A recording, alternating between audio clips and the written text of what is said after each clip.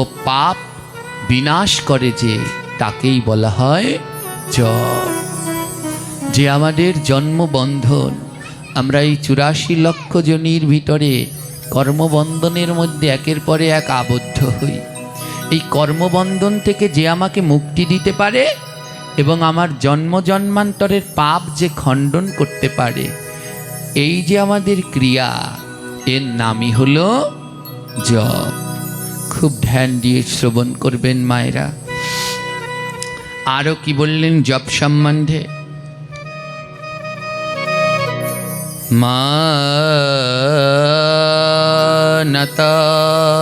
মানতত্রয়তে ইতি মন্ত্রঃ মন্ত্রশাপুনা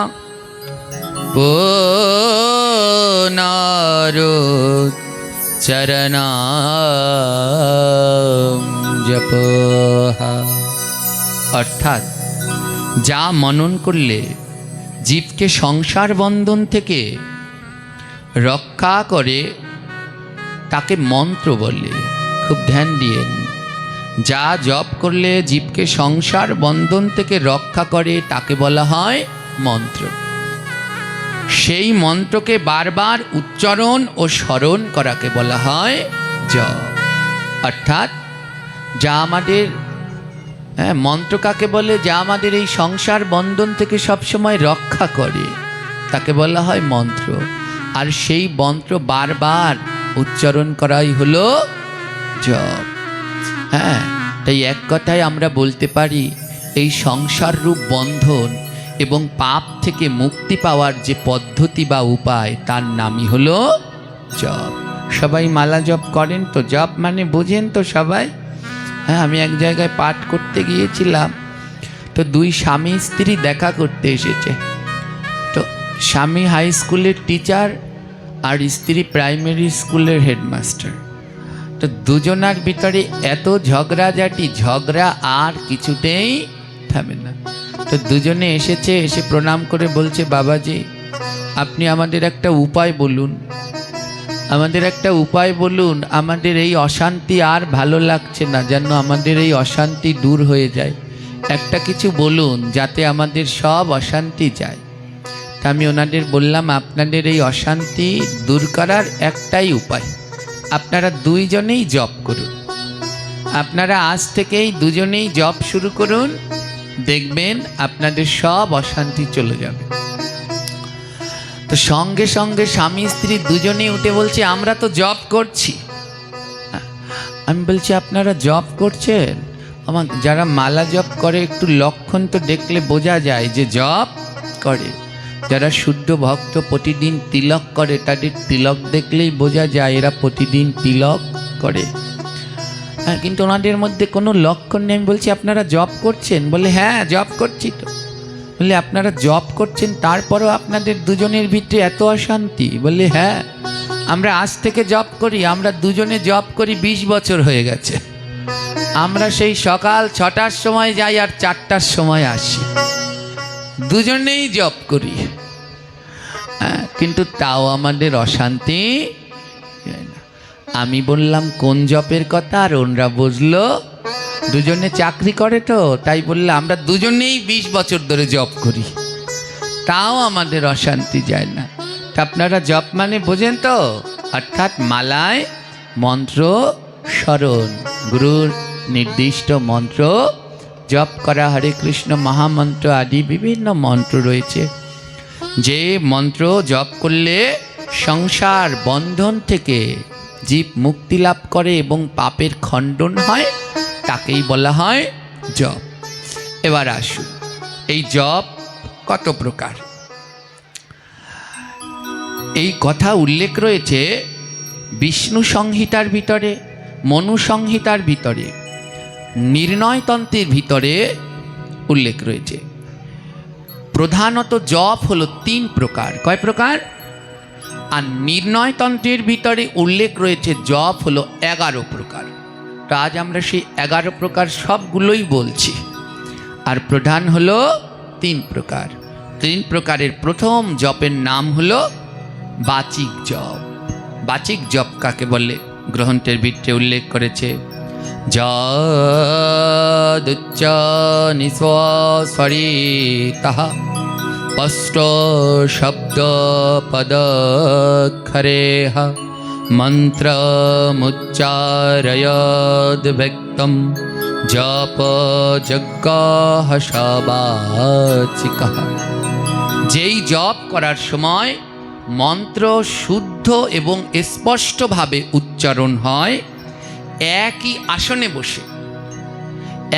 আসনে বসে কোনো নড়াচড়া না করে এক আসনে বসে একেবারে শুদ্ধভাবে উচ্চারণ করবে, এমনভাবে উচ্চারণ করবে যেন তোমার মুখ থেকে শব্দ বেরিয়ে কানের ভিতরে প্রবেশ করে এবং আশেপাশে যারা আছে তারাও যেন শ্রবণ করতে পারে। এই জপকে বলা হয়েছে বাচিক জপ। হ্যাঁ, জপের ভিতরে এটা হলো সর্বশ্রেষ্ঠ।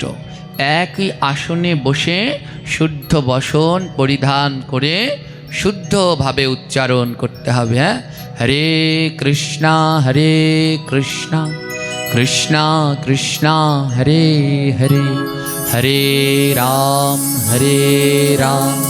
রাম রাম হরে হরে।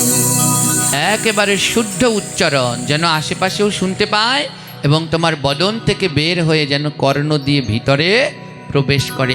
এক আসনে বসে এই জপ করতে হবে, কোনো নড়াচড়া ওটা চলবে না। এই যে নিষ্ঠার সহিত জপ, একে বলা হয় বাচিক জপ। দ্বিতীয় জপকে বলা হয় উপাংশু জপ। উপাংশু জপ কাকে বলে? গ্রন্থ বললেন, স্বনরয়ুচ্চারয়াদ মন্ত্রমেষদষ্ট প্রচালয়তঃ কিঞ্চিরশ্রবণযোগ্য ষড্গপংসো স্বাজপো স্মৃতঃ। অর্থাৎ যে জপ করার সময় ঠোঁট নড়বে কিন্তু শব্দ অন্যের কানে যাবে না, এই ধরনের জপকে বলা হয় উপাংশু জপ।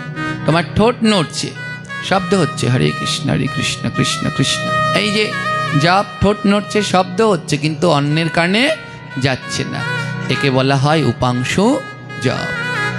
আর তৃতীয় জপ হলো মানসিক জপ। মানসিক জপ কাকে বলে? গ্রন্থ বললেন, যদ অক্ষর শ্রেণর্থম চিন্তায় অর্থমাতংশ স্বামনা স্বজপ প্রক্তাহ সর্বযজ্ঞে স্বয়ুত্তমাহ। অর্থাৎ মনে মনে যে মন্ত্র জপ করবে এবং সেই মন্ত্র জপ করবার সময় তার অর্থ চিন্তা করবে, সেই জপকে বলা হয় মানসিক জপ। হ্যাঁ, প্রত্যেকবার এক একটা তুমি হরে কৃষ্ণ মহামন্ত্র জপ করছো বা গুরুদেবের দেয়া মন্ত্র জপ করছো, যদি সেই মন্ত্রের অর্থ না জানো তাহলে সেই মন্ত্র জপ করলে কোনো ফল হবে না। মানসিক জপ বলে তাকে, যেই জপ করবার সময় মন অন্য কোনো দিকে যাবে না, শুধু মন্ত্রের দিকেই থাকবে এবং জপ করবার সময় সেই মন্ত্রের অর্থ বারবার স্মরণ করা, একে বলা হয় মানসিক জপ। সাধারণত প্রধান বিশেষ বিশেষ গ্রন্থগুলোতে এই 3 প্রকার জপের কথা উল্লেখ রয়েছে, কিন্তু নির্ণয়তন্ত্রের সাথে আরও অনেকগুলো জপ রয়েছে, সেখানে 11 প্রকার জপের কথা উল্লেখ রয়েছে। তো আমাদের আচার্যগণের মতে কোনো আচার্যগণ সিদ্ধান্ত দেয় বাচিক জপই শ্রেষ্ঠ, উচ্চস্বরে জপ করবে। মালা জপটা কোন সব শ্রেষ্ঠ? মালায় যে মন্ত্র জপ করো হরে কৃষ্ণ মহামন্ত্র, এটা বাচিক জপ শ্রেষ্ঠ। অর্থাৎ উচ্চস্বরে জপ করবে, এক আসনে বসে এক চিন্তায় উচ্চস্বরে জপ করবে, এই বাচিক জপ শ্রেষ্ঠ। আর গুরুদেবের যে ইষ্ট মন্ত্র, এর মধ্যে হলো মানসিক জপ শ্রেষ্ঠ, সেটা মনের ভিতরে রেখে জপ করবে যেন ঠোঁট থেকে শব্দ বের না হয়, এবং মন্ত্র জপ করবার সময় সেই মন্ত্রের প্রত্যেকবার অর্থকে বোঝার চেষ্টা করবে। এই তৃতীয়। এবার চতুর্থ জপকে বলা হয় নিত্য জপ। নিত্য জপ কি? নিত্যম নাম স্মরণান্তম বিষ্ণুম। প্রতিদিন ভগবান শ্রী বিষ্ণুর নাম স্মরণ করা কর্তব্য। যেমন ভগবান শ্রী বিষ্ণুর 16টি নাম আছে, আমরা ওই যে বলি ষোড়শস্ত্রতম। হ্যাঁ, এই যে ভগবান এর নাম স্মরণ, নিত্যদিন ইষ্ট নাম স্মরণ, যে আপনাদের মাঝে মাঝে বলি প্রতিদিন আর কিছু না বলেন আর না বলেন, এই 4টা লাইন বলবেন। হরি হরায় নম, কৃষ্ণ যাদবায় নম, যাদবায় মাধবায় কেশবায় নম, গোপাল গোবিন্দ রাম শ্রীমধুসূদন গিরিধারী গোপীনাথ মদন মোহন। এই যে জপ, একে বলা হয় নিত্য জপ। পঞ্চম জপকে বলা হয় নৈমিত্তিক জপ। গ্রহণ চ বিশেষণা জপাদৈকম শুভম। নৈমিত্তিক জপ গ্রহণ আদি বিশেষ সময়ে জপ ও দান, এই সময় গ্রহণ এবং বিভিন্ন শুভ নক্ষত্র যোগে যে জপ ক্রিয়াকার্য করা হয় তাকে বলা হয় নৈমিত্তিক জপ। ষষ্ঠ কাম্য জপ। কাম্য জপ কি? কর্মণাম কর্মাম সিদ্ধি জপ হোমাদিব স্মৃতা। বিশেষ কামনা পূরণের জন্যে যেই জপ বা যেই মন্ত্র পাঠ করা হয় তাকে বলে কাম্য জপ। যেমন আমাদের শাস্ত্রের মধ্যে সব উল্লেখ আছে। কারো বিবাহ না হলে একটা মন্ত্র আছে, সেই মন্ত্র জপ করলে তার সেই বিবাহ তাড়াতাড়ি হয়ে যায়। কারো ব্যবসা বাণিজ্য খারাপ হলে মন্ত্র আছে, সেই মন্ত্র পাঠ করলে আবার ব্যবসা বাণিজ্য ভালো হয়। এমনি অনেক এই কাম্য জপ, এগুলো কামনা বাসনা পূরণের জন্যে। 7 নাম্বার যে জপ, সপ্তম, তাকে বলা হয়েছে প্রাচিত্য জপ। প্রাচিত্য জপ কি? জপ নৈবাতু স্বাম সিদ্ধত ব্রাহ্মণনাত্র সংশয়। জপের মাধ্যমে পাপ ক্ষয় এবং আত্মশুদ্ধি, নিজের আত্মাকে শুদ্ধি এবং পাপ ক্ষয়ের জন্য যে জপ করা হয় তাকে বলা হয় প্রাচিত্য জপ। অষ্টম জপকে বলা হয় অচল জপ। স্থির আসন সমাযুক্ত জপেন মন্ত্র তবেন্দ্রিয়। স্থির আসনে বসে একাগ্র চিত্তে যে জপ করা হয় তাকে বলা হয় অচল জপ। এক আসনেই বসে জপ করবে যতক্ষণ পর্যন্ত তোমার 16 মালা, যার ইষ্ট নাম 16 মালা জপ হয়নি, এক আসনে বসে অচল জপ করে যাবে। আর নবম জপকে বলা হয় চলো জপ, অর্থাৎ গচ্ছান তিষ্ঠান স্বাপন ভুঞ্জান নাম সংকীর্তনাদ হরি। চলো জপ কি? চলতে, দাঁড়াতে, শুতে, খেতে সব সময় যে জপ করা হয় তাকে বলা হয় চলো জপ। একজনে প্রশ্ন করেছিলেন, বাবা এই যে জপ করে, হাঁটে আর জপ করে, এটা কি করার নিয়ম আছে? আছে। এই জপকেই বলা হয় চলো জপ। 11 প্রকার জপের মধ্যে এটিও একটি রয়েছে। হাঁটতে চলতেও তুমি জপ করতে পারবে, কিন্তু সব থেকে শ্রেষ্ঠ নয়। শ্রেষ্ঠ কোন জপ? একটু আগে বললাম বাচিক জপ। হ্যাঁ, তাই চলো জপও আছে। কেউ যদি হেঁটে হেঁটে জপ করে, করুক।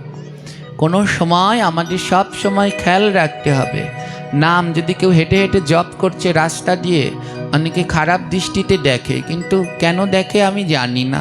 যদি রাস্তা দিয়ে যায় আর উচ্চস্বরে নাম জপ করতে করতে যায়, আর যাদের কানে নামগুলো গেল তাদেরও উপকার হলো। ওরা কোনো সময়ই নাম করে না, ওই কানে নাম গেছে, ওদেরও একটা সদ্গতি হবে। হাঁটতে হাঁটতে যাচ্ছে, কত কীট পতঙ্গ গাছপালা, ওরাও নাম শুনে উদ্ধার হচ্ছে।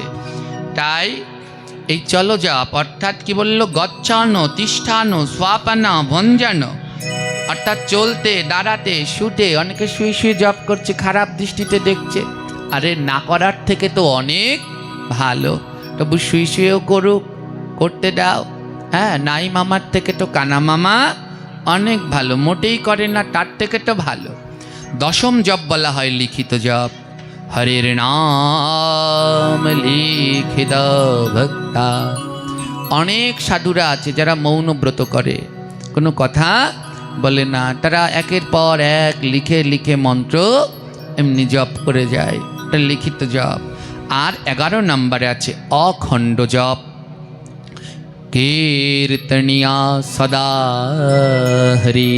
মহাপ্রভু যে জপের কথা বলেছে, তৃণদপি শুনিচনা তরুরেব সহিষ্ণুনা অমানীনা মনোদেনা কীর্তনিয়া সদা হরি।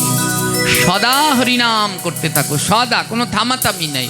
এই জপকে বলা হয় অখণ্ড জপ। এই হলো আমাদের শাস্ত্রের বর্ণনা অনুসারে 11 প্রকার জপ। তো যার যেমন ইচ্ছে সে তেমনিভাবে জপ করতে পারে। তাই ওই যে আমরা সারাদিন এর পিছনে লেগে থাকি, ওর পিছনে লেগে থাকি, এগুলো বড় খুব খারাপ। হ্যাঁ, আমাদের প্রভুপাদ ছিল অষ্টোত্তর শত 3 কোটি গোস্বামী প্রভুপাদ বললেন, তোমার সব থেকে বড় দোষ কি জানো? অন্যের দোষ দেখাই তোমার সব থেকে বড় দোষ। হ্যাঁ, মানুষ একটু সামনে আগাতে দেয় না, কিছু জন মানুষ আগাতে যায়, কিন্তু কিছু মানুষের জন্যে পারে, হ্যাঁ, নিয়ম ধরিয়ে দেয়। এই এমনি হাঁটো আর জপ করো, এগুলো কোথায় পেয়েছো? এই জায়গায় বসে বসে জপ করলে হবে না, জপ করলে এই খেতে পারবে না, ওই খেতে পারবে না। ভয়ের টেলাও যে একটু আগাবে আর জপ করতে চায় না, বলে জপ করলে অনেক নিয়ম কানুন পালন করা লাগবে, দরকার নেই। হ্যাঁ, তাই সব পিছিয়ে যায়। আসতে দাও, ওনাদের আসতে দাও, ধীরে ধীরে ঠিক হবে। বুঝতে বুঝতে ওই চলো জপ থেকে শুরু করে একদিন বাচিক জপে গিয়ে সে অবশ্যই পৌঁছাবে। একসাথে তো হয় না, কেউ একসাথে সাধু হতে পারে? কোনো দিনই না। যদি কেউ একেবারে জন্ম থেকে সাধু, তাহলে জেনে রাখবেন সে মহাপ্রভুর কোনো পার্শ্বদ। আর এ জগতে যারাই সাধু হয়েছেন, বড় বড় ধাক্কা না খেয়ে কেউ সাধু হয়নি। তাদের পূর্ব জীবন পড়লে জানা যায় তারা কত কত পাপ করেছে। এই হলো মা জপ। হরি বল। আর এবার ধ্যান দিন।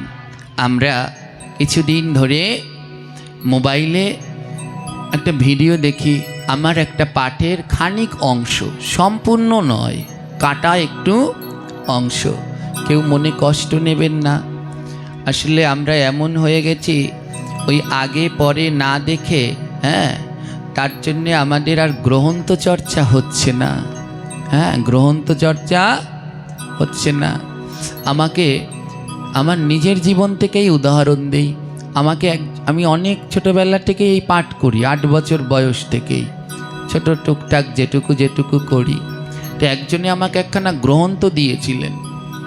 গ্রন্থটির নাম ছিল শুদ্ধ সৎ ভাগবত প্রবেশিকা। তো সে আমায় বলেছিল, খুব ভালোবাসতো, দাদু বলে ডাকতাম। দাদু বলেছিল, বাবা তুমি পাঠ করো, এই গ্রন্থটা অবশ্যই পড়ো। আমাদের ব্যাধি কি জানেন? আমরা গ্রন্থ পড়ি অধ্যায় দেখে দেখে, কিন্তু যে কোনো গ্রন্থ পড়ার নিয়ম প্রথম পৃষ্ঠা থেকে একেবারে পড়তে পড়তে শেষ পৃষ্ঠায় যাওয়া। আর আমরা কি করি? মধ্যখান দিয়ে এক অধ্যায় পড়ি, এখান থেকে এইটুক পড়ি, ওখান থেকে ওইটুক পড়ি, আর আগামাতা কিছুই জানি না। আর তারপরে বাজে এক বিশাল গণ্ডগোল, যেটা আমার জন্যে হয়েছিল। তো আমি ওই গ্রন্থের মধ্যখান থেকে পড়েছি। মধ্যখান থেকে পড়ে দেখি ওইখানে লেখা আছে পুরাণ আমাদের 18খানা। কয়খানা পুরাণ? এই সমস্ত কিছু 3 ভাগে বিভক্ত, সাত্ত্বিক, রাজসিক, তামসিক। তো সেই হিসাবে 18টা পুরাণ ভাগ করলে কয়টা করে ভাগে পড়ে? 6টা সাত্ত্বিক, 6টা রাজসিক, 6টা তামসিক। কিন্তু ওই গ্রন্থের মধ্যে লেখা আছে 6খানা পুরাণ তামসিক, 6খানা পুরাণ রাজসিক, 5খানা পুরাণ সাত্ত্বিক।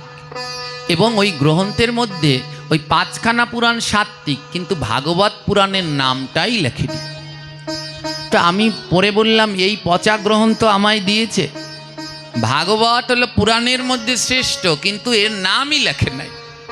সাত্ত্বিকের জায়গায় 5খানা লিখেছে, কিন্তু ভাগবতের নামটা সেখানে লেখেনি। তখন আমি ওই দাদুকে বলেছিলাম, দাদু এটা কি গ্রন্থ দিয়েছ? এখানে রাজসিক 6খানা আছে, তামসিক 6খানা আছে, সাত্ত্বিকও তো 6খানা থাকবে, কিন্তু সাত্ত্বিকের জায়গায় লেখা 5খানা। আবার 5খানার মধ্যে যেটা সর্বশ্রেষ্ঠ পুরাণ ভাগবত, তার নামই নেই। তখন তিনি হেসে বললেন, দাদু ভাই, এর জন্যে গ্রন্থের প্রথম থেকে শেষ পৃষ্ঠা পড়তে হয়। গীতার ভিতরে ভগবান বললেন, সেই আমার শ্রেষ্ঠ ভক্ত যে গুণাতীত, যে কোনো গুণে আবদ্ধ নয়, যে তমগুণকে অতিক্রম করে রজগুণে অতিক্রম হয়েছে, রজগুণকে অতিক্রম করে শতগুণে উঠেছে, আর যিনি শতগুণকে অতিক্রম করেছে তাকে বলে গুণাতীত। তার ভিতরে কোনো গুণ নেই, তমগুণ নেই, রজগুণ নেই, শতগুণ নেই। ওমা, এই যে যারা আমরা ভক্তিপথে এসেছি, আমাদের ভিতরে শতগুণ আছে, যাদের ভিতরে শতগুণ আছে, যদি কেউ একজন মাছ মাংস খায় আর তোমার খাবারটা ছুঁয়ে দিল, আর তখনই তুমি বলবে খাবো না, খাবো না, উনি ছুলো কেন, উনি ধরলো কেন? অর্থাৎ কি, তোমার ভিতরে তখন শতগুণ আছে। আর যেদিন তুমি গুণাতীত হতে পারবে, সেদিন আর কারো কোনো দোষ তুমি দেখবে না। তাই 18খানা পুরাণের ভিতরে 6খান রাজসিক, 6খান তামসিক, 5খান সাত্ত্বিক। ভাগবত হলো গুণাতীত পুরাণ, তিনি কোনো গুণের মধ্যে আবদ্ধ না।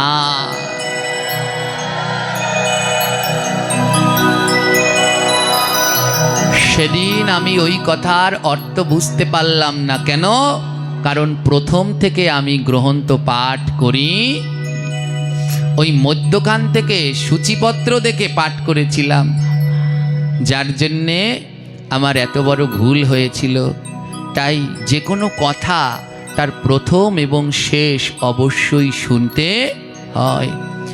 এখন সবাই জানেন, মোবাইলে আমার একটা পাঠের খণ্ড অংশ নিয়ে আরেকজন পাঠক তিনি তার বিস্তারিত বর্ণনা দিচ্ছেন এবং তিনি বলছেন এগুলো সব মন গড়া কথা, এগুলো কোনো শাস্ত্রের ভিতরে নেই। আমার তার উপরে কোনো রাগও নেই, ক্ষোভও নেই। যদি কোনো দিন দেখা হয়, তার চরণে অনন্ত অনন্তবার দণ্ডবত প্রণাম করব। এবারে আমার এই কথাগুলো কি মন গড়া না মন গড়া নয়, সেই সম্বন্ধে আমি শাস্ত্র থেকে বলি। আমি বলেছিলাম, মালা 108টা গুটির মধ্যে কে কোথায় অবস্থান করেন। হ্যাঁ, ধ্যান দিন। পূর্ণ মালাটা একটা আলাদা জিনিস, গোটা মালাটা একটা আলাদা জিনিস, আর এই মালার গুটির মধ্যে কে কোথায় অবস্থান করে সেটা একটা আলাদা জিনিস। যেমন মৃদঙ্গ, মৃদঙ্গের কথা শুনেছেন? মৃদঙ্গের ভিতরে ওই যে ডাইনা হলো শ্যামারা, ডাইনা হলো শ্যাম, বামে শ্রী রায়, মধ্যখানে যোগমায়া কত শোভা পায়। এই মৃদঙ্গের তত্ত্বের মধ্যে দেখা যায়, ডান দিকে ভগবান কৃষ্ণ বিরাজ করছেন, বাঁ দিকে রাধারানী বিরাজ করছেন। আবার অন্য তত্ত্বের ভিতরে দেখা যায়, সেই মেধাচুরের মাতা পিতার চামড়া দিয়ে দুই পাশ তৈরি হলো। তো গঠনটা একটা আলাদা জিনিস, আর অবস্থানটা একটা আলাদা জিনিস। তো মালা গঠন হয়েছে কি দিয়ে? গ্রন্থ সেই সম্বন্ধে কি বললেন, মালা গঠন হয়েছে কিভাবে সেই সম্বন্ধে শ্লোকে উল্লেখ করা আছে। শতষ্ট গোপিকা মালা সূত্রাঞ্চরাধিকা বর সখ্যে চ ললিতা দেবী মেরু কৃষ্ণ স্বয়ং প্রভু শ্রুমেরুর্দে ভগবচ বসতি প্রেমমঞ্জরি বিগ্রহে শ্যামলা গোপী মালা নির্ণয়োচ্যতে। ধ্যান দিন, মালার নির্মাণ হলো কিভাবে, মালার নির্ণয় সম্বন্ধে বললেন, শতাষ্ট গোপিকা মালা সূত্রাঞ্চ রাধিকাবরা। অর্থাৎ মালায় 108টি গুটি রয়েছে। এই 108টি গুটি হলো গোপিকা। আর সূত্রগুলো সূত্রগুলো শ্রী রাধারানীর স্বরূপ। 108টা গোপিকা সূত্রগুলো রাধারানীর স্বরূপ। সাক্ষী স্বয়ং ললিতা দেবী, সুমেরু স্বয়ং ভগবান শ্রীকৃষ্ণ। সুমেরুর উপরে কুঞ্জিত সূত্র হলো প্রেমমঞ্জরি, সমগ্র মালা শ্যামলী গোপী। উভয় মালা মধ্যে করাঞ্চিত সাক্ষাৎ শ্রীকৃষ্ণ। রাসলীলায় যেমন উভয় সখীর মধ্যে, তদ্রূপ মালার মধ্যেও তিনি উভয় সখীর মধ্যে বিরাজ করেন। অর্থাৎ মালার গঠনের নিয়মটা, এই 108টা গুটি হলো 108 জন গোপী। বুঝতে পারলেন? 108টা গুটি হলো 108 জন গোপী।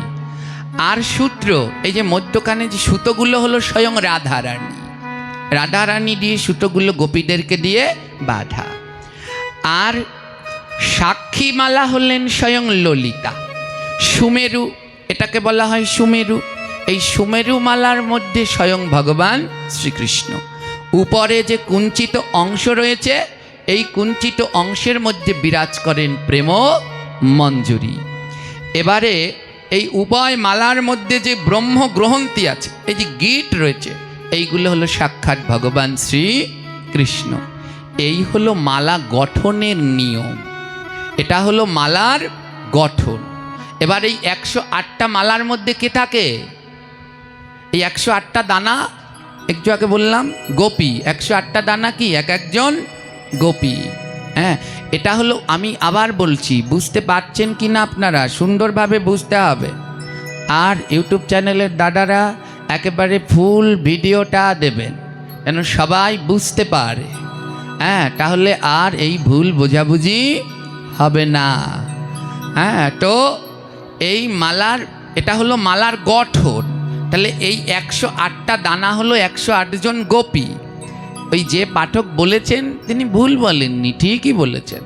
কারো দোষ দেখা যাবে না। দোষ, অন্যের দোষ দেখাই তোমার সব থেকে বড় দোষ।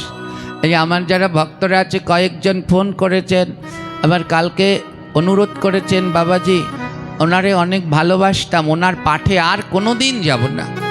উনি সব সময় আপনার নিন্দা করেন। যদি সত্যিই আমার নিন্দা করে, আর আমাকে যদি সত্যিই কেউ ভালোবাসে, যে আমায় বেশি বেশি নিন্দা করে তার কাছে বেশি বেশি করে যাবেন। আর ওই একটা পাঠ করি, মনে আছে আপনাদের? সেই ভক্ত,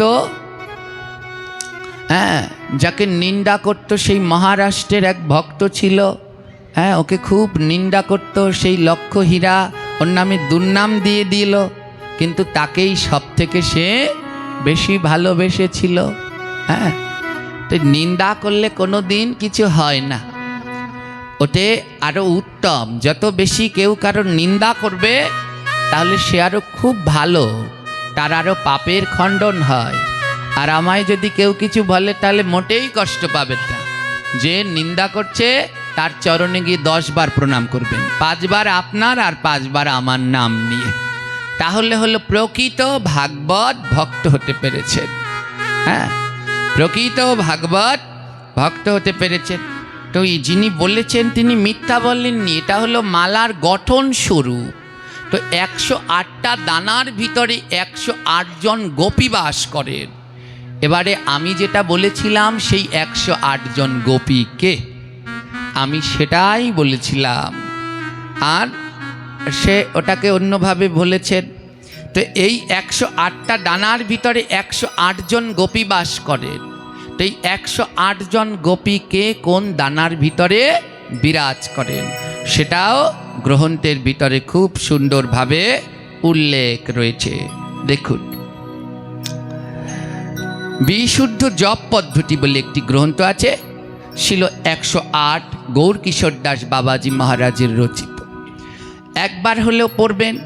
সেই গ্রন্থের মধ্যে খুব সুন্দরভাবে উল্লেখ রয়েছে, সুমেরো যুগলশ্চৈব প্রথমষ্টে প্রধানাস্বখী পদ্ম पश्चाते अष्टवर्गार्णमा मञ्जूरिगणा अवस्थिताम् तृतीयांसे स्वखावलोका स्वातपञ्चे गोपेश्वरं शताष्टे पूर्णमासि सप्तमे बृन्दा अवस्थितम् अष्टोत्तरशतमध्ये बारूथिनी विराजितं मालाया गुटिकामध्ये एतत् सर्वम् अधिष्ठितम्। এই শ্লোকের অর্থ কি? সুমেরু যুগলশ্চৈব, অর্থাৎ এখানে বললেন সুমেরু, এটাকে বলা হয় মালার সুমেরু। এই সুমেরুর মধ্যে যুগল অর্থাৎ রাধা কৃষ্ণ বিরাজ করছেন। আমি ওই পাঠের ভিতরে এটাই বলেছিলাম, এই সুমেরু গুটির মধ্যে বিরাজ করছেন রাধা কৃষ্ণ। প্রথম আষ্টে প্রধানা সখী, তারপরের 8টা গুটিতে রয়েছেন অষ্ট সখী। যিনি এই কথাটা আলোচনা করেছেন উনি তার পাঠের ভিডিওতে একটা আবার গ্রন্থের ছবি তুলেও পাঠিয়েছেন।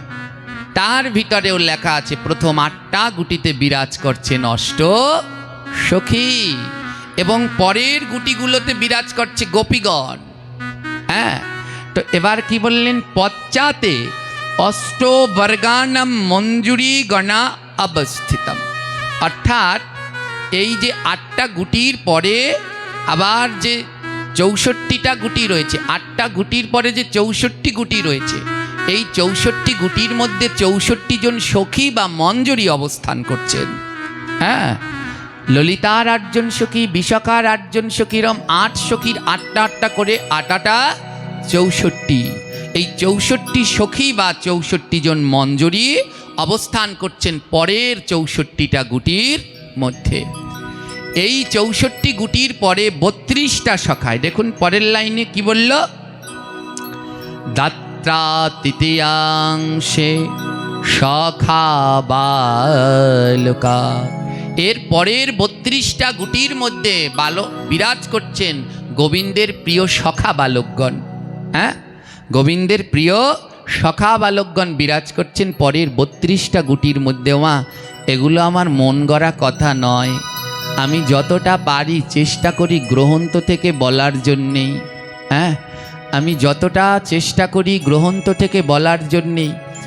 কেউ কত কিছু লিখেছেন, কেন আমি মন গড়া বলতে যাব? মন গড়ে বলে আমার লাভ কি আছে?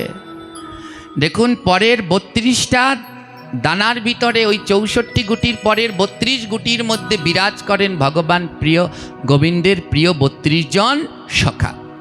ওই পাঠক বলেছেন যে এর মধ্যে তো গোপী বিরাজ করেন, তাহলে আবার সখা আসলো কি করে? কি আশ্চর্য! হ্যাঁ, তো উনি আমাকে অনেক কিছু বলেছেন, কিন্তু আমি কিছুই বলবো না। গোপী কারা? যারা নারী তারাই গোপী, নারী দেহ হলে তারাই গোপী। উনি প্রশ্ন করেছেন, যদি এই মালার মধ্যে সখা আসলো, সখারা কি গোপী? শিব আসলো, শিব কি গোপী? ঠাকুর জানে।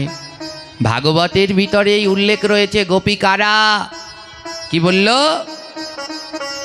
কৃষ্ণ মেব পরমাম প্রিয়ঃ ইতি ভগবানে যে স্থিতঃ তে গোপিকা ইতি খ্যাতঃ, অর্থাৎ যারা শ্রীকৃষ্ণকেই একমাত্র পরম প্রিয় বলে গ্রহণ করে তাদেরকেই গোপী বলা হয়।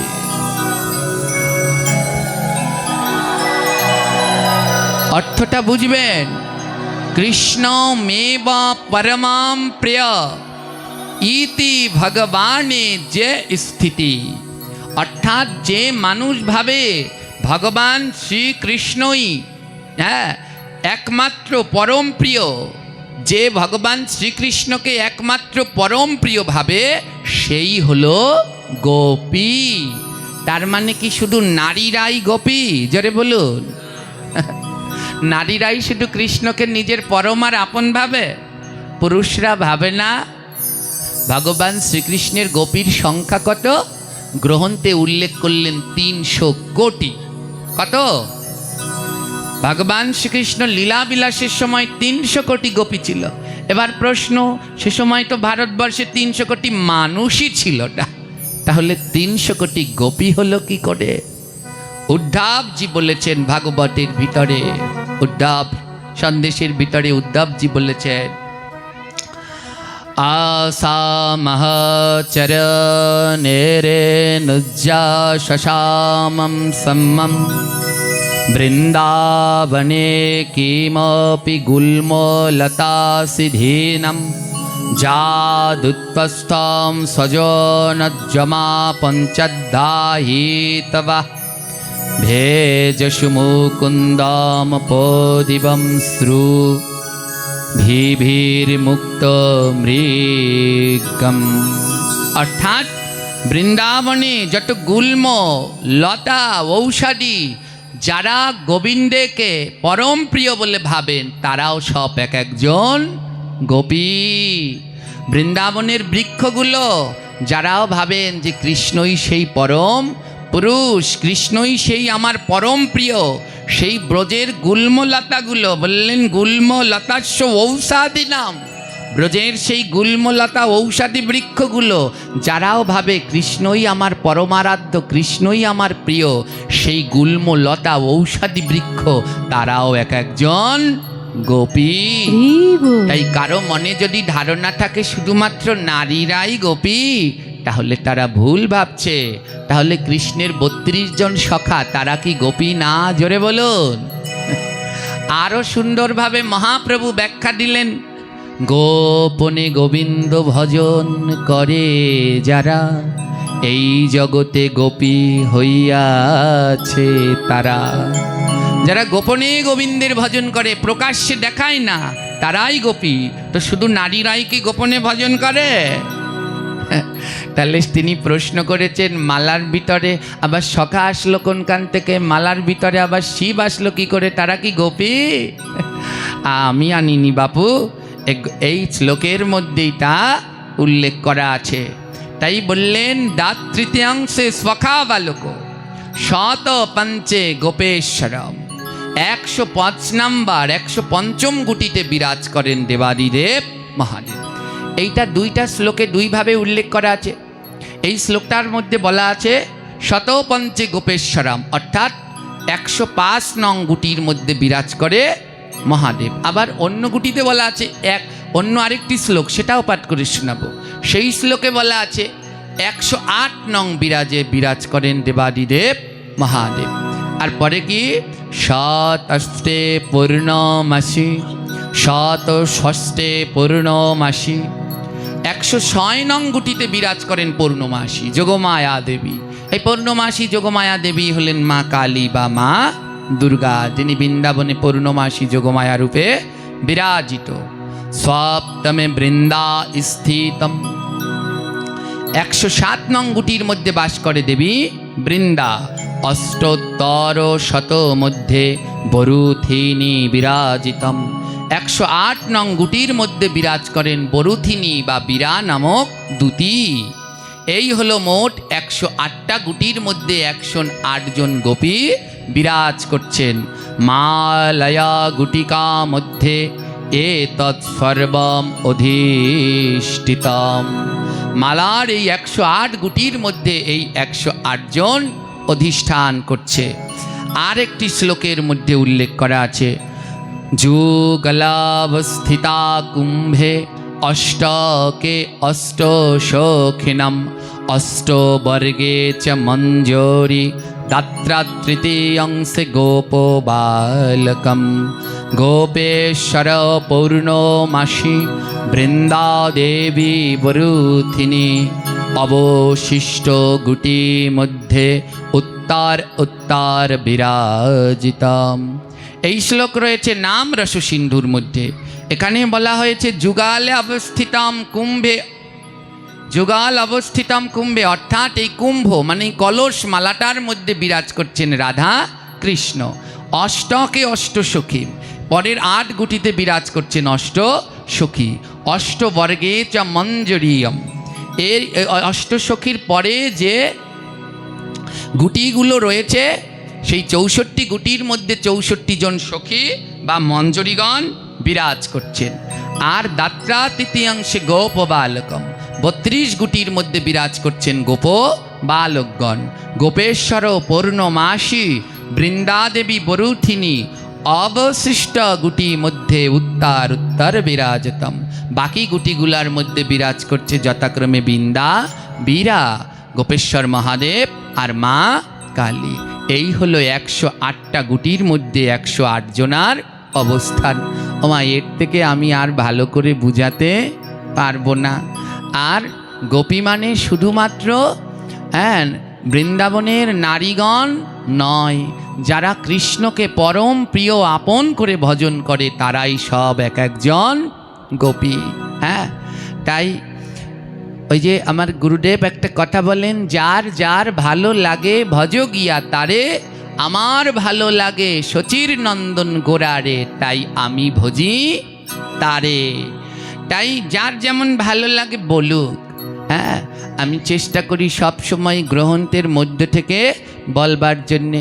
আমি এটা জীবনেও কোনো দিন বলতাম না, এই কথাগুলো আজ বলছি, কোনো দিন বলতাম না। কিন্তু আমার এক ভক্ত শিষ্য, তাদের অনেক কষ্ট লেগেছে যে বাবা আপনাকে এমন সব সময় বলে, আপনি যদি কিছু না বলেন তাহলে সবাই ভাববে এটা আপনার বোধহয় কাল্পনিক কিছু বানিয়ে টানিয়ে বলেছেন। তাই আমি শাস্ত্র এবং কোন কোন গ্রন্থে কোন জায়গায় শ্লোক আছে আমি সেই শ্লোক সহকারে বললাম। আর কেউ যদি এমন বলবেন না আর দ্বিতীয়বার যে ওনার পাঠে আর কোনো দিন যাব না, উনি এমন সবার নিন্দা করে, এগুলো বলতে নেই, এগুলো বলতে নেই। তাহলে ওনার মধ্যে আর আপনার মধ্যে কোনো পার্থক্য থাকবে না, অবশ্যই যাবেন। আর ওই পাঠকের সাথে দ্বিতীয়বার যেখানে দেখা হবে, যারা আমার ভক্ত শিষ্য রয়েছেন তাদের কাছে অনুরোধ, আপনারা অবশ্যই ফুলের মালা নিয়ে যাবেন, আমার আদেশ। আর ফুলের মালা নিয়ে তার গলায় অবশ্যই মালা পরিয়ে তাকে দণ্ডবত প্রণাম জানাবেন, তাহলেই বুঝবো যে আপনারা আমায় প্রকৃত ভালোবাসেন। এতে আমার বিন্দু মাত্র কষ্ট নেই, বিন্দু মাত্র কষ্ট নেই। হ্যাঁ, এমনিভাবে তো বুঝতে পারলেন মালার গঠনটা একটা জিনিস আর মালার মধ্যে বিরাজ করাটা আরেকটা জিনিস। এইভাবে মালার মধ্যে প্রত্যেক গুটিতে গোপীগণ বিরাজ করেন, আর গঠনতন্ত্র অনুসারে গঠনের মধ্যে কৃষ্ণ রাধারানী আদি সখীগণ বিরাজ করেন। জয় নিতাই। এই হলো মালার 108টা গুটির সম্পূর্ণভাবে পরিচয়। জয় নিতাই গৌর প্রেমানন্দে।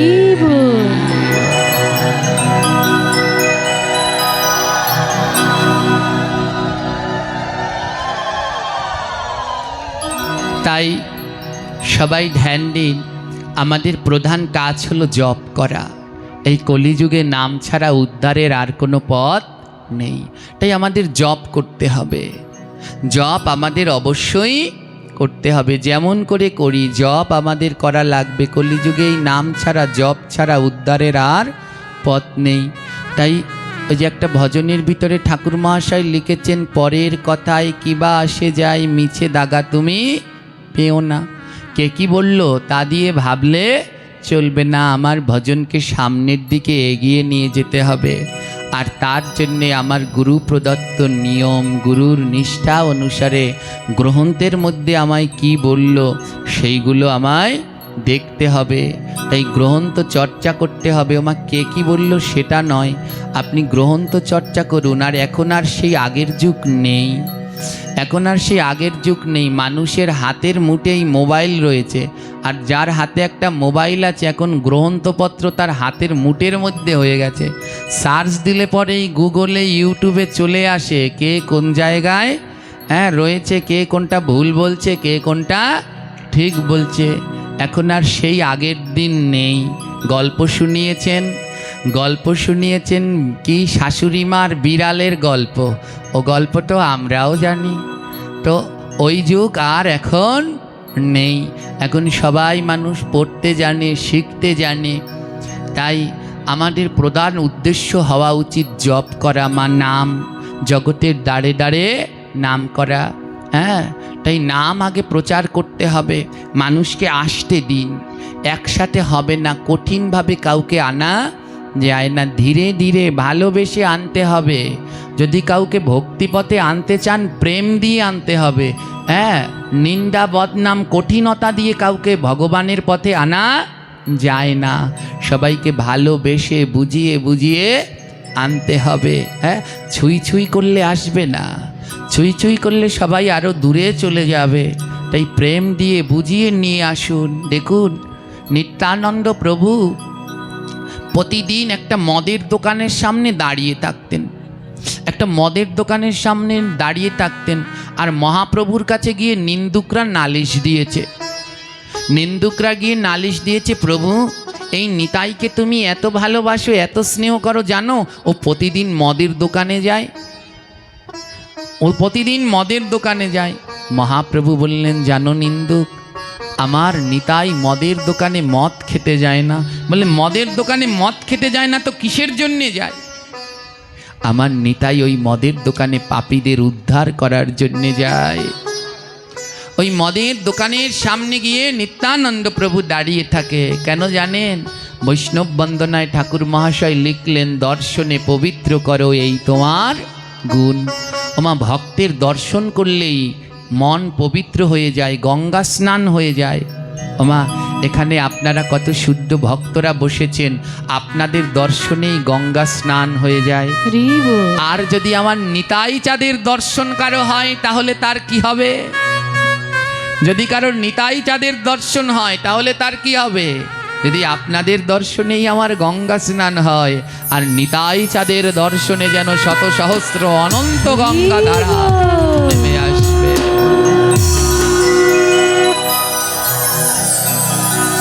নেমে আসবেন। নিত্যানন্দ প্রভু আমার, নিত্যানন্দ প্রভু আমার সেই মদের দোকানের সম্মুখে গিয়ে দাঁড়িয়ে থাকতো। নিন্দুকরা নালিশ দিয়েছে, জানো নিতাই মদের দোকানে যায়। আর মহাপ্রভু নিন্দুকদের বললেন, যতদিন নিত্যানন্দ সুরালয়ে যায়, ততদিন মোর গুরু নিত্যানন্দ রায়। যতদিন আমার নিতাই ওই সুরালয়ে মদের দোকানে যাবে, ততদিন আমার গুরু নিতাই। মহাপ্রভু বললেন, ততদিন আমার গুরু হলো নিতাই। নিন্দুকরা বললে, এ কি বললেন? ও মদের দোকানে যায় আর ওকে বললেন আপনার গুরু? বলে, হ্যাঁ, যেটা আমি পারিনি সেটা আমার নিতাই পেরেছে। জানো, ওই মদের দোকানের সামনে গিয়ে নিতাই আমার দাঁড়িয়ে থাকে। আর ওই মাতালরা যখন মাত খেয়ে পাপ করে ওই মদের দোকান থেকে বের হয়, আর যেই মাতালের ভাগ্য ভালো, যে আমার নিতাইয়ের বদন পানে তাকায়, তার কি হয় জানো? তার শত গঙ্গা স্নান হয় রে, শত গঙ্গা স্নান হয়। না না, লক্ষ গঙ্গা স্নান হয় রে, লক্ষ গঙ্গা স্নান হয়। না না, কোটি গঙ্গা স্নান হয় রে, কোটি গঙ্গা স্নান হয় রে। প্রভু বলছে, যে আমার নিতাইয়ের বদনের দিকে তাকায় তার শত গঙ্গা স্নান হয়। একটুবার বলছে, না না ভুল বলেছি, তার লক্ষ গঙ্গা স্নান হয়। একটুবার বলছে, না না, লক্ষর থেকেও বেশি হবে। আমার নিতাইয়ের বদনের দিকে তাকালে তার কোটি গঙ্গা স্নান হয়। তাই তো আমার নিতাই ওই মদের দোকানের সামনে দাঁড়িয়ে থাকে। আর যে ভাগ্যবান আমার নিতাইয়ের বদনের দিকে একবার তাকিয়েছে, তার কোটি গঙ্গা স্নান হয়ে গেছে। আর কোটি গঙ্গা স্নান হলে কি হয় জানো? তার অন্তরে খানা শুদ্ধ হয় রে, অন্তরখানা শুদ্ধ হয় রে। ওই হৃদয়ে প্রেমের উদয় হয় রে, অন্তরখানা শুদ্ধ হয় রে। হৃদয়ে প্রেমে হৃদয়ে হরি বল হরি বল। শুদ্ধ হয় রে, অন্তরখানা শুদ্ধ হয় রে। আরে যে আমার নিতাইয়ের বদনের দিকে তাকায় তার দেহটা অন্তরটা শুদ্ধ হয়ে যায়, হৃদয়ে প্রেমের উদয় হয় রে। আর যখন নিতাই নয়নে নয়ন দিয়ে তাকায় আর কেউ থাকতে পারে, আমার নিতাই দুটো বাহু বাড়িয়ে দেয়। আর ওই পাপীর সাথে যখন প্রেমালিঙ্গন দেয় না, ওই পাপীর জন্ম জন্মান্তরের যত পাপ আছে সব কেটে যায় রে। আর ওই পাপী তখন কৃষ্ণ ভক্ত হয়ে ও সে ধুলায়ে গড়া গরে দেয় রে। ধুলায় গড়া গরি দেয় আমার নিতাই চাঁদে পরশ পেয়ে ও সে ধুলায় গড়া গরি দেয় রে। নিতাই চাঁদে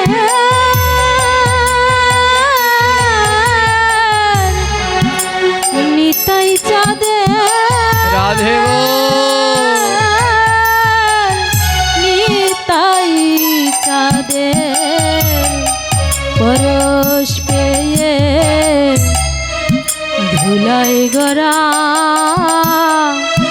গরি দেয় রে। আর নয়নে জলে ভেসে যায় রে। আর নয়ন জলে ভেসে যায় বলে যার একবার ভক্তের পরশ হয় রে, ও সে নয়ন জলে ভেসে যায় রে। যার একবার পরশ হয় রে, নয়ন জলে ভেসে যায় রে। ও সে বদন ভরে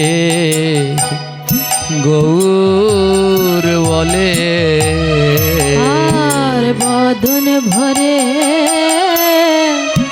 গৌর বলে। ও তার দুই নয়নে হরি বল হরি বল। তার দুই নয়নে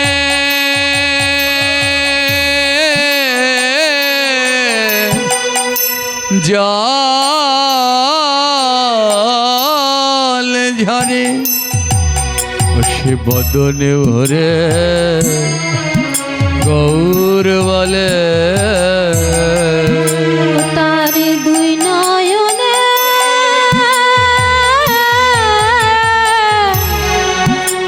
দুই নয়নে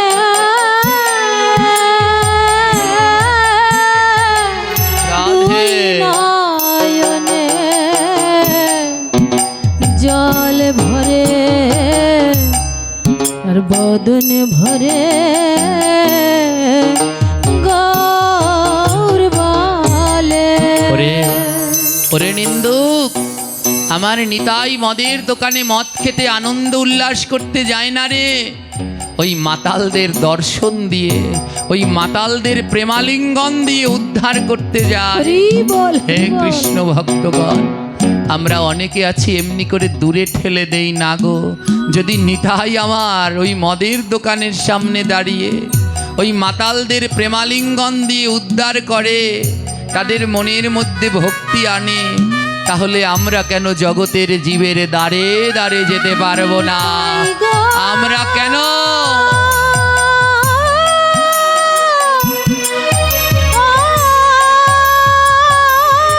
প্রেমের রাধে বলো।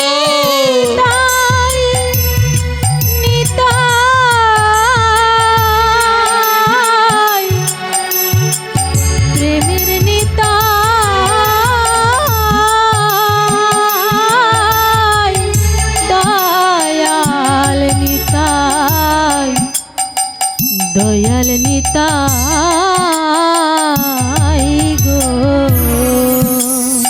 এই নিত্যানন্দ প্রভু আমার কলিতে অবতীর্ণ হলেন। হলেন নাম হলো তার নরোত্তম ঠাকুর মহাশয়।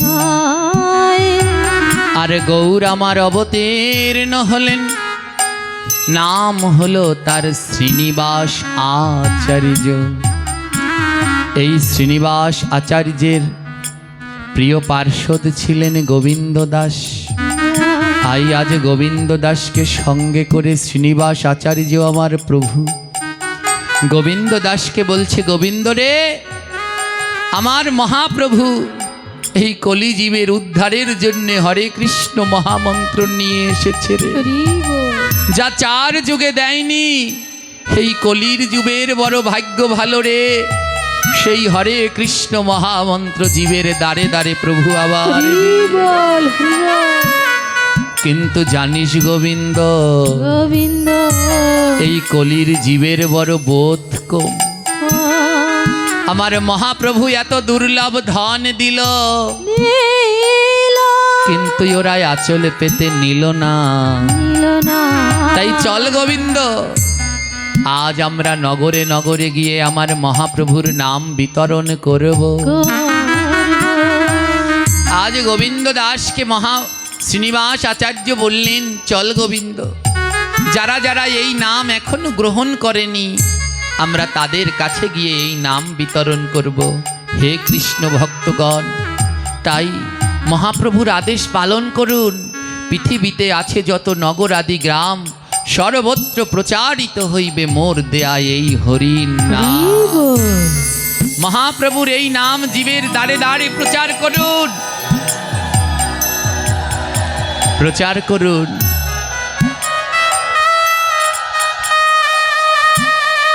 যদি প্রচার করতে পারেন তাহলেই তো মহাপ্রভুর বাণীকে রক্ষা করার সার্থক। মহাপ্রভুর বাণী রক্ষা করার সার্থক, নচেত নয় মা। তাই এই দায়িত্ব আপনার আমার সবার সবার।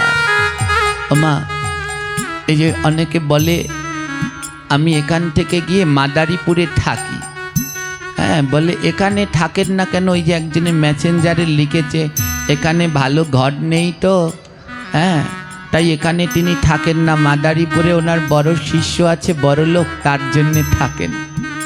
এটা নয়, আমি কোনো সময় এমন নই, আমি সব জায়গায় থাকতে পারি। আমার জন্মই ভাঙা ঘরে। যারা গিয়েছেন আমার জন্মস্থানে সবাই জানেন আমাদের টিনের একটা ভাঙা ঘর এখন, ওর মধ্যে আমি সব জায়গায় থাকতে পারি। কেন জানেন? আমি বিশেষ বিশেষ কিছু কিছু জায়গায় যাই, আমার খুব ভালো লাগে। মাদারীপুরে যেখানে আমি থাকি সে আমার শিষ্য, কিন্তু আমি মামা বলে ডাকি, সম্পর্কে মামা হয়। বিশেষ একটি গুণ কি জানেন? প্রতিদিন ভাগবত পাঠে, হ্যাঁ, মামা মাইকও করে, প্রাইভেট কার করে বা অটো করে, যা করে, আর করে করে সব ভক্তদেরকে নিয়ে আসে। তাই আমি যদি যাই তাহলে এনারা সবাই আসবার একটু সুযোগ পায়, নিঃস্বার্থভাবে, কোনো স্বার্থ নেই। হ্যাঁ, এই যে আরেকজন আছে, এই কি বলে কালামের দানা পান্তাপাড়া, একে বলি আমি ছোট মা। এক একজনকে আমি এক একটা নামে ডাকতে ভালোবাসি। কেন ছোট মা বললি জানেন? আজ অবধি তিনি আমাদের কাছ থেকে যে কতগুলো জপমালা নিয়েছে আমি নিজেও জানি না। আর সেই জপমালাগুলো নিয়ে নিঃস্বার্থে যারা মালা কিনতে পারে না ওনাদেরকে দেয়, ওনাদেরকে প্রথমে বুঝায় আপনারা জপ করুন, এই জপ না করলে জীবন বৃথা। বুঝিয়ে যখন ওনারা রাজি হয় তখন উনি বলে আমি জপমালা এনে দেব, চিন্তা করবেন না। হ্যাঁ, এত কষ্ট করে সারাদিন কল্পনা করতে পারবেন না, নিজে উপার্জন করে সেই অর্থ দিয়ে জপমালা কিনে ভক্তদের কাছে বিতরণ করে।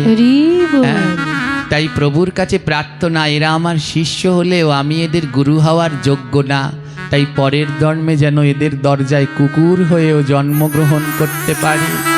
যারা ভক্তদের জন্য এমন নিঃস্বার্থ সেবায় করছে, পরের জন্মে তাদের দরজায় কুকুর করে দিও। সেই জন্মে আর গুরু হতে পারবো না, কারণ সেই কর্ম আমি করিনি। আজ তাই জগতের জীবের দ্বারে দ্বারে যারা এমন নিঃস্বার্থ প্রচার করতে পারে তাদের জীবন সার্থক বা। তাই আপনার আমার সকলের দায়িত্ব এই প্রচার কার্যে সহায়তা করা। যারা একটা মালা কিনতে পারছে না, জপের মালা, আপনার টাকা আছে, একটা জপের মালা কিনে দিন, ওনাকে বুঝান, নিন, একটু জপ করুন। যাদের গলায় একটা মালা নেই, তুলসীর মালা নেই, কিনতে পারছে না, তাদেরকে বুঝান, একটা জপ, একটা মালা গলায় পরুন, এই মালা পরুন। এমনিভাবে সকলে মহাপ্রভুর প্রচার কার্যে সহায়তা করুন। আজ শ্রীনিবাস আচার্য আমার গোবিন্দ দাসকে বলছে, চল গোবিন্দ চল, আজ আমরা দাঁড়ে দাঁড়ে প্রচার করব, কাউকে বাদ দেব না, সবার দাঁড়ে দাঁড়ে গিয়ে নাম প্রচার করব। আমার মহাপ্রভু এত দুর্লভ নাম এনে দিলেন, এই নাম জগৎ জীবের সবার দাঁড়ে দাঁড়ে বিতরণ করব, যেন একজনও বাদ না যায়। ওমা, এই কলিযুগে যদি কেউ আমাদের উদ্ধার করতে পারে, মুক্তি দিতে পারে, তা হলো হরি নাম। মহাজন বললেন, হরের নাম, হরের নাম, হরের নামৈব কেবলম, কলো নাস্তে বনস্তে গতির। এই কলিযুগে যদি কেউ উদ্ধার করতে পারে তাহলে হরির নাম। চল চল গোবিন্দ, আজ সবার দাঁড়ে দাঁড়ে নাম প্রচার করব। শ্রীনিবাস আচার্য আর গোবিন্দ দাস চললেন নাম প্রচারের উদ্দেশ্যে। জীবের দাঁড়ে দাঁড়ে গিয়ে জড়িয়ে ধরে, পা ধরে সবাইকে দিয়ে কৃষ্ণ নাম করায়। বলো না, হরে কৃষ্ণ হরে কৃষ্ণ, কৃষ্ণ কৃষ্ণ হরে হরে, হরে রাম হরে রাম, রাম রাম হরে হরে। হরে কৃষ্ণ হরে কৃষ্ণ, সবাই মিলে উচ্চ স্বরে কৃষ্ণ কৃষ্ণ হরে হরে, হরে রাম হরে রাম, রাম রাম হরে হরে। হরে কৃষ্ণ হরে কৃষ্ণ, কৃষ্ণ কৃষ্ণ হরে হরে, হরে রাম হরে রাম, রাম রাম হরে হরে। হরে কৃষ্ণ হরে, সবাই মিলে বদন ভরে কৃষ্ণ কৃষ্ণ হরে হরে, হরে রাম হরে রাম, রাম রাম হরে হরে। হরে কৃষ্ণ হরে কৃষ্ণ, হরি বল, কৃষ্ণ কৃষ্ণ হরে হরে, হরে রাম হরে রাম, রাম রাম হরে হরে।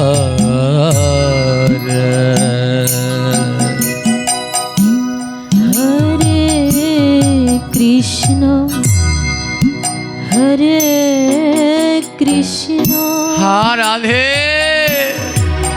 কৃষ্ণ কৃষ্ণ হরে হরে,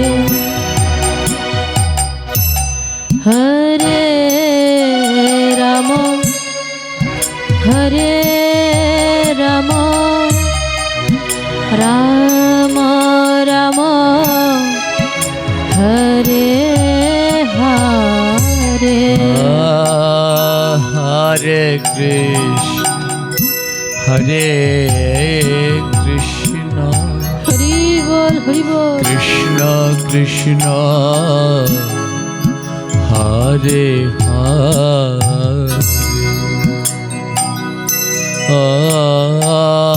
হরে রাম হরে রাম রাম রাম হরে হরে হরে কৃষ্ণ হরে কৃষ্ণ অজি ভদন ভরে গাও কৃষ্ণ বেলা বড় কম হরে ডাক আসলে সব কিছু ছেড়ে চলে যেতে হবে রাম এই নাম ছাড়া আর সাধু সঙ্গ ছাড়া তোমার কিচ্ছু সঙ্গে যাবে না রাম তাই বদনে নাম করো আর দুই হাত দিয়ে ভক্তকে জড়িয়ে ধরে সাধু সঙ্গ করো হরে সেই নাম আর সাধু সঙ্গ হরে কৃষ্ণ তোমার অন্তিম দিনের সাথী হবে জি তাই দুটি জয়নের জলে ভেসে ভেসে বলো হরে রাম হরে রাম রাম রাম হরে হরে হরে কৃষ্ণ হরে কৃষ্ণ হরি বল কৃষ্ণ কৃষ্ণ হরে হরে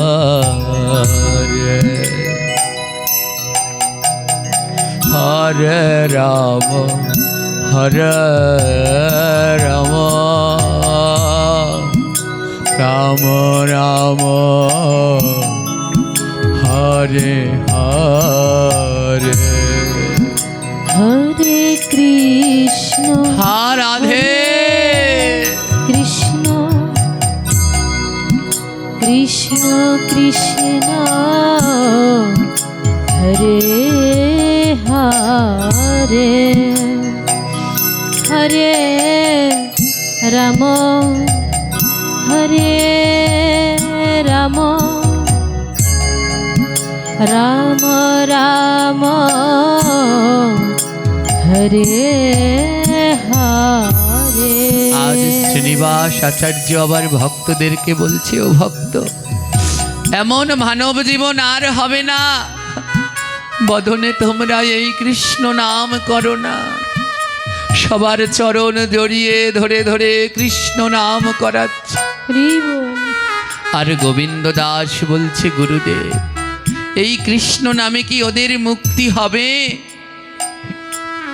শ্রীনিবাস আচার্য বলল হবে গো এই কৃষ্ণ নামে মুক্তি হবে বলে কবে হবে ও প্রভু কোন লক্ষণ দেখলে আমি বুঝতে পারবো এই কৃষ্ণ নামে আমার পাপের খণ্ডন হচ্ছে ও গোবিন্দ এই কৃষ্ণ নামে পাপের খণ্ডন হয় কি করে বুঝবো প্রভু এই কৃষ্ণ নামে আমার পাপের খণ্ডন হচ্ছে প্রভু আবার বললেন শোনো ভক্তগণ যেদিন বদনে নাম করবে আর দুই নয়নে জল ঝরবে যেদিন ওই নয়নের কোণে নামের সাথে জল দেখতে পারবে সেদিন বুঝতে পারবে কৃষ্ণ নামে তোমার পাপ খণ্ডন হচ্ছে কৃষ্ণ হরে কৃষ্ণ রাধে কৃষ্ণ কৃষ্ণ এই দুটি নয়নের জলে ডাকো হরে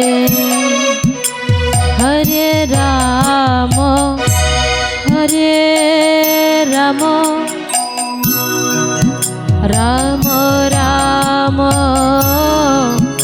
হরে হরে হরে কৃষ্ণ হরে কৃষ্ণ কৃষ্ণ কৃষ্ণ হরে হরে রাম হরে রাম হরি বল রাম রাম হরে হরে হরে কৃষ্ণ রাধে কৃষ্ণ কৃষ্ণ হরে হরে হরে রাম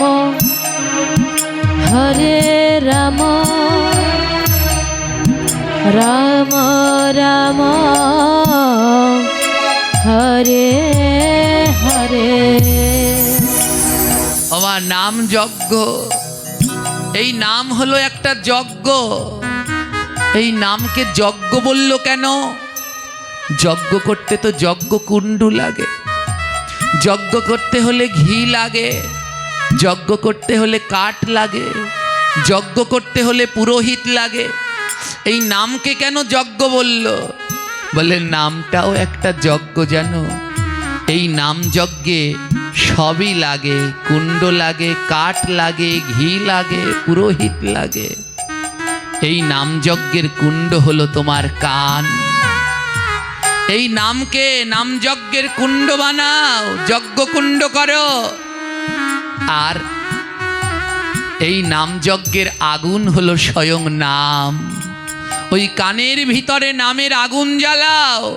বলে কাঠ লাগবে না।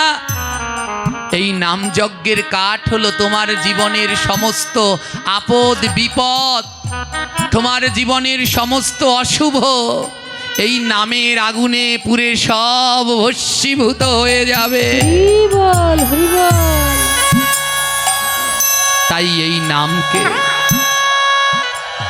নামকে আগুন বানাও, নিজের কানকে যজ্ঞ কুণ্ড বানাও। আর এই নাম যজ্ঞ, এই আগুনের মধ্যে তোমার জীবনের আপদ বিপদ সব পুড়ে ধ্বংস হয়ে যাবে। বলে ঘি লাগবে না। ঘি দিলে তো যজ্ঞের আগুনটা বারবার জ্বলে উঠে। এই নাম যজ্ঞের ঘি কি জানেন? আপনাদের জয়ধ্বনি।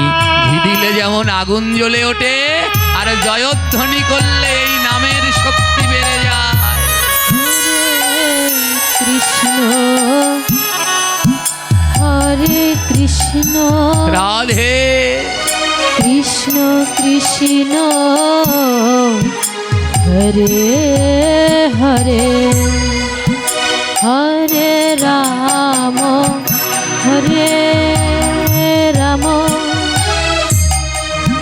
রাম রাম হরে হরে। বলে এই নাম যজ্ঞে একজন পুরোহিত লাগবে না। পুরোহিত কাকে বলে মা? পুরোহিত যে পরের কল্যাণ করে তাকে বলা হয় পুরো। বলে এই নাম যজ্ঞে পুরোহিতকে বলে এই যে যারা বসেছে এই ভক্তরা। বলে এরা পুরোহিত। হ্যাঁ গো, আজ আমার কল্যাণের জন্য এই ভক্তরা বসেছে। আমার কি কল্যাণ করবে? বলে আমায় দর্শন দিয়ে পাপ থেকে মুক্তি করবে, তাদের চরণধুলি দিয়ে আমার মনে প্রেম দেবে, আর তাদের প্রেমালিঙ্গন দিয়ে আমায় কৃষ্ণ দর্শন করাবে। তাই আজ পুরোহিত হয়ে বসেছে গো তারা। তাই মহাজন আমার দুটি বাহু বাড়িয়ে দিয়ে বলছে, ওরে আয় রে ভক্ত পরশ করি, আমার নয়ন আছে ঝরে না বাড়ি। আয় রে ভক্ত ও ভক্ত, পরশ এই কৃষ্ণ নামে যদি নয়নে জল না ঝরে তাহলে কোনো কাজ হয় না। তাই মহাজনের কাছে শুনেছি ভক্তের পরশ করলে নাকি নয়নে জল ঝরে। তাই আয় না একবার ভক্তের পরশ করি। ওরে আয় রে ভক্ত পরশ করি, আমার নয়ন আছে হরনাবারি। রে ভক্ত পরশ করি রাধে মার নয়ন আছে ঝরে না বাড়ি। আর কিসের ঘর আর কিসের বাড়ি,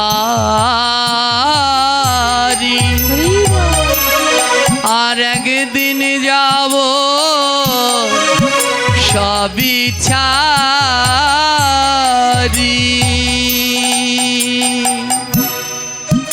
কিসের বাড়ি কিসের বাড়ি রাধে একদিন সবই যাব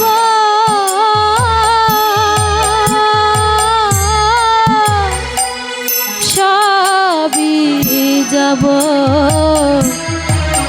ছাড়ি। সেদিন শ্মশান হবে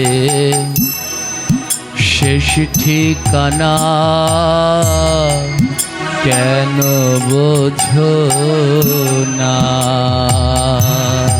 সেদিন শ্মশান রাধে শেষ ঠিকানা,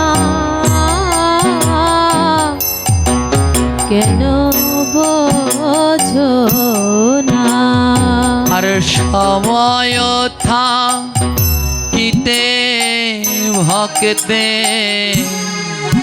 চরণ ধরলা না। ওরে সময় থাকিতে ভক্তের চরণ ধরলা না। অমন পাখি, এই শ্মশান তোমার শেষ ঠিকানা হবে একদিন। তাই শেষ ঠিকানা যখন হবে, ওখানে যখন যেতেই হবে, তাই সময় থাকতে একবার ভক্তের চরণ ধরো, আর বদন ভরে আমার প্রভুর নাম করো, ভক্তের সাথে প্রেমালিঙ্গন করো, আর দুই নয়নে কৃষ্ণ নামের জল বাড়া অর্পণ করো। আজ শ্রীনিবাস আচার্য ঠাকুর আমার এমনি করে সবার দ্বারে দ্বারে গিয়ে নাম বিলায়, আর সবাইকে বলে ওরে ভাই আর বেলা নাই রে ভাই, আর বেলা নাই রে ভাই। ওরে আনন্দের হাট ভেঙে যাবে, আর বেলা নাই রে ভাই। আনন্দের রাধে গো আনন্দের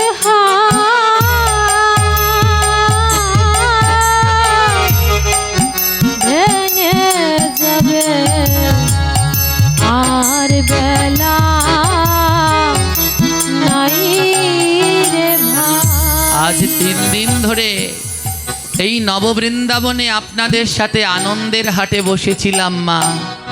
আর বেশিক্ষণ বেলা নেই, আর অল্প কিছু সময়ের মধ্যে এই আনন্দের হাট ভেঙে যাবে। হরি বল হরি বল। আবার আমরা যে যার জায়গায় ফিরে যাব। তাই আজ এই আনন্দের হাট ভেঙে যাওয়ার সময় আমরা সঙ্গে করে কি নিয়ে যাব?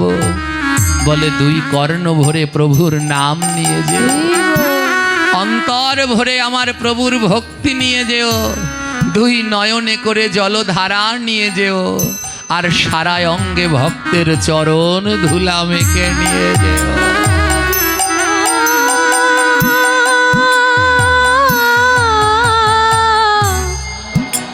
গোবিন্দ হরি বল হরি বল। ও প্রাণ গোবিন্দ তাই শ্রীনিবাস প্রভু আমার, আচার্য আমার সবাইকে নাম করাচ্ছেন, একজনও যেন বাদ না যায়। আমা দেখলেন একাদশীর দিন একটা কসাইয়ের দোকানে মাংস বিক্রি করছে। ওই কসাইটাও তৎকালীন সময়ে ভারতবর্ষে সবই হিন্দু ছিলেন, সনাতনী ছিলেন। এক কসাই একাদশীর দিন মাংস বিক্রি করছে, আর কিছু লোক একাদশীর দিন লাইন দিয়ে মাংস কিনছে। এই দেখে শ্রীনিবাস আচার্য প্রভুর দুই নয়নে জল আহারে। এত দুর্লভ একাদশীর মাহাত্ম্য বুঝল না। একাদশীর দিন ওরা মাংস খাচ্ছে। ওমা, একাদশীর দিন আজ থেকে 500 বছরের আগে এই ঘটনা। সেদিন একাদশীর দিন মাংস খেয়েছিল লাইন দিয়ে। ওমা, আজও সেই পৈচাসিকতা আছে না নেই? আজও একাদশীর দিন অনেক ঘরে মাছ মাংস পেঁয়াজ রসুন হরদম চলে। হায়রে মানুষ, এই দুর্লভ জন্ম পেয়ে একাদশী ব্রত করলে না, একাদশী ব্রত করলে না। তাই যারা এখনো করো না তাড়াতাড়ি শুরু করো, আর দেরি করো না, বেলা বড় কম। শ্রীনিবাস আচার্য প্রভু বললেন, গোবিন্দ, সামনের একাদশীর দিন আমরা নগরে নগরে কীর্তন করব না। বলে, কোথায় কীর্তন করবেন গুরুদেব? বলে, এই বাজারে কীর্তন করব। পরের একাদশী আসলো মা, আর পরের একাদশীর দিন কি করলো জানেন? গোবিন্দ দাসকে নিয়ে শ্রীনিবাস প্রভু আমার ওই কসাইয়ের দোকানের সামনে খোল করতাল নিয়ে বসলেন। দোকান পিছনে, ওনরা বসলেন সামনে। বলে, আজ যত ভক্ত আসবে আগে সবাইকে দিয়ে কৃষ্ণ নাম করাবো। কৃষ্ণ নাম না করিয়ে কাউকে আজ ছাড়ব না। আজ সবাইকে দিয়ে কৃষ্ণ নাম করাবো। তাই কি করলেন? ওই মাংসের দোকানের সামনে একটি বটগাছ ছিল, সেই বটগাছের সামনে খোল করতাল নিয়ে বসেছে শ্রীনিবাস প্রভু আর সেই গোবিন্দ দাস। সকাল হয়েছে, একাদশীর দিন যথারীতির নিয়মে সেই কসাই মাংস কেটে দোকান খুলে বসেছে, আর এদিকে ক্রেতারা সেই ব্যাগ নিয়ে লাইন দিয়ে আসছে মাংস কিনবে বলে। আর শ্রীনিবাস আচার্য প্রভু আমার বলছে, গোবিন্দ ঘোষ, যেই মাংস কিনতে আসবে আগে তো আমাদের সামনে দিয়ে যাবে, আমরা সবাই মিলে জড়িয়ে ধরবো, না বলবো না মাংস কিনতে, না বলবো না, আমরা হরিনাম করব। আজ দেখবো এই হরিনামের কি ক্ষমতা। আজকে তারা ব্যাগ নিয়ে মাংস কিনতে যাচ্ছে একাদশীর দিন, আর খোল করতাল নিয়ে শ্রীনিবাস প্রভু আর গোবিন্দ দাস ওই ক্রেতাদের ঘিরে ধরে বলছে, হরে কৃষ্ণ কৃষ্ণ কৃষ্ণ হরে হরে, হরে রাম রাম রাম হরে হরে। হরে কৃষ্ণ সবাই মিলে কৃষ্ণ হরে হরে, রাধে রাধে, রাম হরে রাম রাম রাম হরে হরে। হরে কৃষ্ণ কৃষ্ণ কৃষ্ণ কৃষ্ণ হরে হরে, হরে রাম রাম রাম হরে হরে। হরে কৃষ্ণ কৃষ্ণ গৌর হরি গৌর হরি, হরে হরে, রাধে রাধে, রাম হরে রাম, সবাই কারো মুখ বন্ধ নয়। হরে হরে কৃষ্ণ কৃষ্ণ কৃষ্ণ হরে হরে, হরে রাম রাম রাম হরে হরে। হরে কৃষ্ণ বাবা, কৃষ্ণ কৃষ্ণ হরে হরে, হরে রাম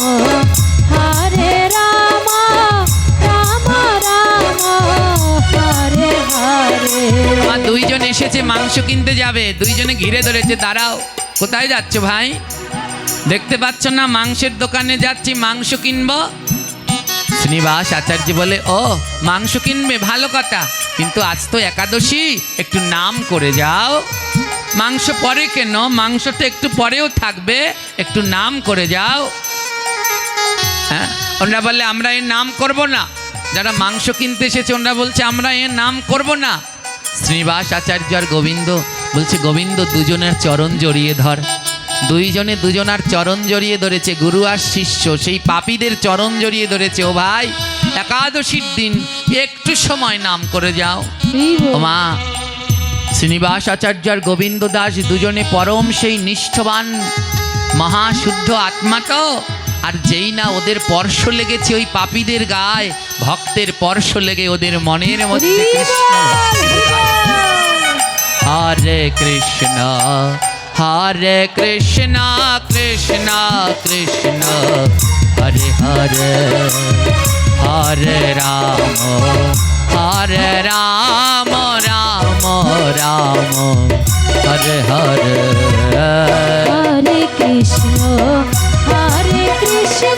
কৃষ্ণ বাবা, হরে হরে, হরে রাম রাম রাম হরে হরে। ওমা, ওই ভক্তের সঙ্গ পেয়ে এসেছিল মাংস কিনতে, হরিনাম করে ভক্ত সঙ্গ করে ওদের মন পরিবর্তন হয়ে গেল। মন পরিবর্তন হয়ে গেল। শ্রীনিবাস আচার্য প্রভু বলল, যাও ভাই, এবার তোমরা মাংস কিনতে যাও। ওই দুইজন বলে, আমাদের আর মাংস কেনা হবে না, আমরা বুঝতে পেরেছি একাদশীর দিন মাংস খাওয়া নয়, একাদশীর দিন হরি নামে মেতে ওঠাই কর্তব্য। হরে কৃষ্ণ কৃষ্ণ কৃষ্ণ হরে হরে, বাবা, হরে রাম রাম রাম হরে হরে। ওই দুইজন আর মাংস কিনতে গেলেন না, ওই দুইজন রয়ে গেলেন। আবার কয়েকজন আসছে। ওমা, আগে ছিল ওরা কয়জন? ভক্ত দুইজন, আর এখন হলো কয়জন? চারজন। এবার আবার 3-4 জন মাংস কিনতে আসছে।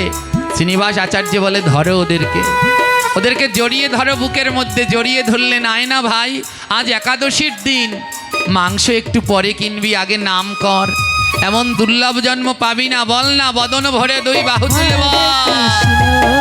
হরে কৃষ্ণ কৃষ্ণ কৃষ্ণ হরে হরে, বাবা, হরে রাম রাম রাম হরে হরে। বাবা, এক এক করে সেই পাপীরা মাংস কিনতে আসে, আর প্রভুর সঙ্গ পেয়ে সবাই ভক্তে পরিণত হচ্ছে। হরি বল, হরি বল। সবাই ভক্ত হয়ে যাচ্ছে। এসেছিল মাংস কিনবে থলি নিয়ে, বাজারের থলি নিয়ে আসছে। আর প্রভু বলছে, শ্রীনিবাস আচার্য প্রভু বলছে, শোন ভাই, আজ যেই টাকা দিয়ে মাংস কিনতে যা, ওই টাকা দিয়ে আমাদের মন্দিরের পাশে জপমালা পাওয়া যায়, ওই টাকা দিয়ে আজ মালার থলি কিনে নিয়ে যা।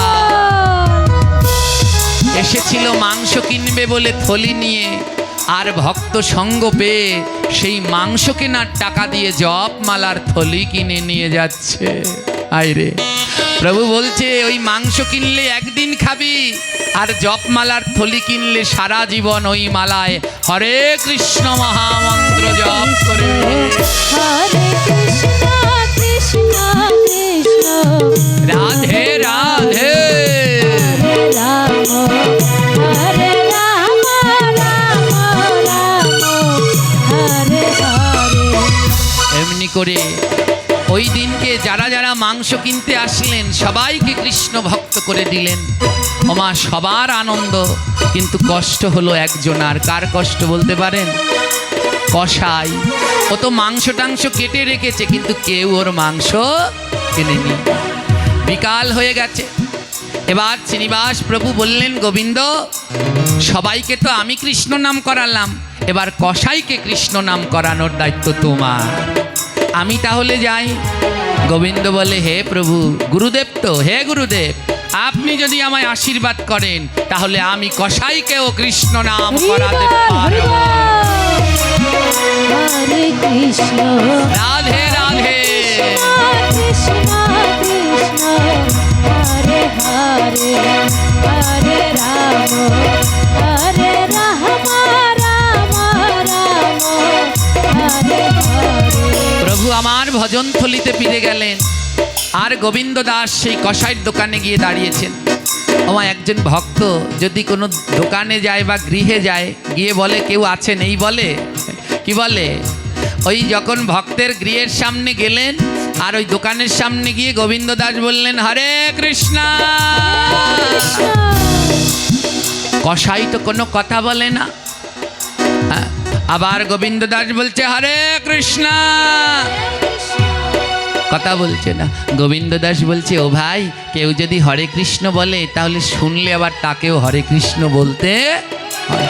কেউ যদি রাধে রাধে বলে, আপনি শুনেছেন আপনাকে দেখে রাধে রাধে বলছে, তাহলে তাকে আবার কি বলবেন, রাধে রাধে। ও ভাই কেউ হরে কৃষ্ণ বললে বলতে হয়, একবার বলো না হরে কৃষ্ণ। কসাই বলছে আমি বলবো না। গোবিন্দ দাস বলছে একবার বলো না হরে কৃষ্ণ। কসাই বলছে আমি বলবো না। গোবিন্দ দাস বলছে একবার বলো হরে কৃষ্ণ। কসাই বলে আমি কতবার বলবো, আমি হরে কৃষ্ণ বলবো না। গোবিন্দ দাস বলে এই তো বলেই ফেলেছো হরে কৃষ্ণ। কসাই বলে কই আমি হরে কৃষ্ণ বললাম, বলে এই তো আবার বললে হরে কৃষ্ণ। ও ভাই দুইবার যখন বললে তাহলে আরেকবার বলো না হরে কৃষ্ণ।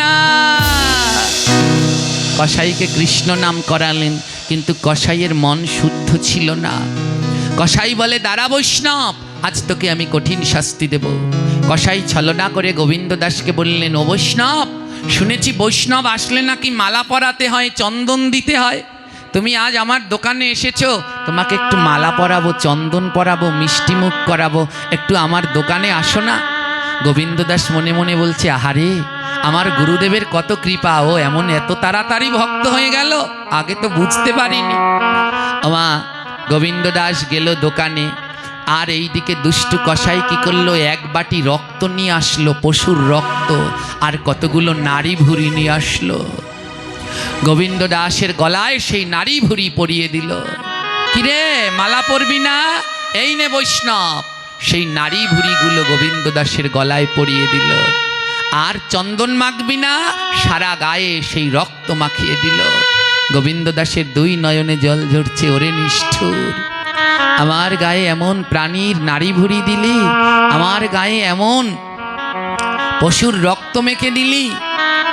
এবার কি করলো, সেই টুকরো কাটা মাংস নিয়ে কসাই আগাচ্ছে, বলে দাঁড়া এবার তোকে মিষ্টি মুখ করাবো, এই মাংসগুলো যখন বিক্রি করতে পারিনি এবার তোকে খাওয়াবো। গোবিন্দ দাস বলছে যদি এই মাংস আমার মুখে দেয় তাহলে তো আর আমার ধর্ম থাকবে না। গোবিন্দ দাস তখন দৌড়ে দৌড়ে পালাচ্ছে, আর পিছনে সেই নিষ্ঠুর কসাই মাংসের টুকরোগুলো গোবিন্দ দাসের গায়ে ছুঁড়ে ছুঁড়ে মারছে। ওমা কি আশ্চর্য জানেন, মাংসের টুকরোগুলো যখন ছুঁড়ে ছুঁড়ে মারছে গোবিন্দ দাসের গায়ে লাগছে না, কিন্তু যেখান থেকে ভক্ত গোবিন্দ দাস যাচ্ছেন সেই চরণ চিহ্নের উপরে মাংসের টুকরোগুলো পড়ছে, মাংসের টুকরোগুলো পড়ছে। আর ওই ভক্তের চরণ চিহ্নের উপরে ওই মাংসের টুকরোগুলো পড়ে, ওই মাংসের টুকরোগুলো ভক্তের চরণ ধুলিতে এক একটা পদ্ম ফুলে পরিণত হয়েছে। মাংসের টুকরোগুলো এক একটা পদ্ম ফুল হয়ে গেল মা। আর এই দিকে গোবিন্দ ঘোষ ছুটতে ছুটতে গুরুদেবের কাছে গেলেন।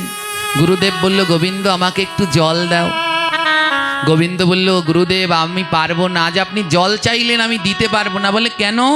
বলে আমি অপবিত্র, আমার গায়ে রক্ত, আমার গায়ে নারী ভুঁড়ি, এই অপবিত্র অবস্থায় আমি গুরুদেবকে জল দিতে পারবো না। গুরুদেব বলে গোবিন্দ একবার তোমার অঙ্গের দিকে তাকিয়ে দেখো। ওমা গোবিন্দ যখন নিজের অঙ্গের দিকে তাকালো, দেখে তার গলায় যে নারী ভুঁড়িগুলো দিয়েছে, ভক্তের স্পর্শ পেয়ে নামের গুণে সেই নারী ভুঁড়িগুলো ফুলের মালায় পরিণত হয়ে গেছে। আর যেই রক্তগুলো দিয়েছে সেই রক্তগুলো ওই ভক্তের স্পর্শ পেয়ে, দ্বাদশ অঙ্গে তিলকের স্পর্শ পেয়ে সেই রক্তগুলো সব চন্দনে পরিণত হয়েছে। এই হলো ভক্তের গুণ, এই হলো নামের গুণ। আর অন্যদিকে সেই কসাই যখন মাংসগুলো ছুঁড়ে ছুঁড়ে ফেলছে, আর সেই মাংসের টুকরোগুলো যখন ভক্তের চরণ ধুলায় পড়েছে, আর মাংসের টুকরোগুলো পদ্মফুল হয়ে গেছে। আজ সেই মাংসের টুকরোগুলো কসাইকে ডেকে বলল, ওরে কসাই, তুই আমার এত বড় উপকার করলি। এই ভক্তের চরণ ধুলায় পড়ে আমরা ছিলাম মাংসের টুকরো, আর ভক্তের চরণ ধুলায় পড়ে হলাম পদ্ম। হে কৃষ্ণ ভক্তগণ, এখানে মহাজন পদ দিয়ে বললেন, এই মাংসের টুকরোগুলো অন্য কেউ নয়, আপনি আমি এক একজন এক একটা মাংসের টুকরো ছাড়া আর কিছুই না। মাংসপিণ্ড ছাড়া আমরা আর কিছুই নয়। এই দেহটা একটা মাংসপিণ্ড। এই মাংসপিণ্ডটা শুধু এক একজনে ভোগ করে গেল, স্বামী স্ত্রী পুত্র সন্তান কতজনের ভোগে লাগলো, গোবিন্দের সেবায় এই মাংসপিণ্ডটা লাগলো না। এই মাংসপিণ্ড পদ্ম হবে কখন?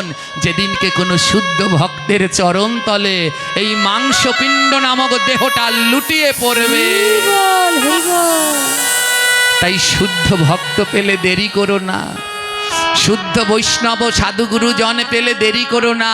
এই দেহ নামক মাংসপিণ্ডটা সেই ভক্তের চরণে দিয়ে দিও, হলেও হতে পারে তোমার মাংসপিণ্ড পদ্ম হয়ে যাবে।